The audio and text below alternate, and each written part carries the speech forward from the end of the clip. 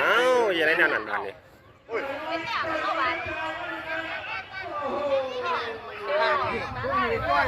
เก่งเก่งเอ้ย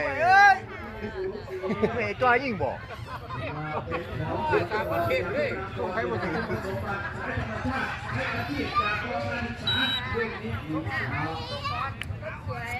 นั่นข้าวอนอีกอ่ะ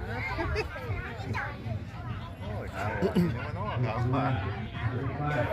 นี่มีสองคนมากับพ่อยังฮะ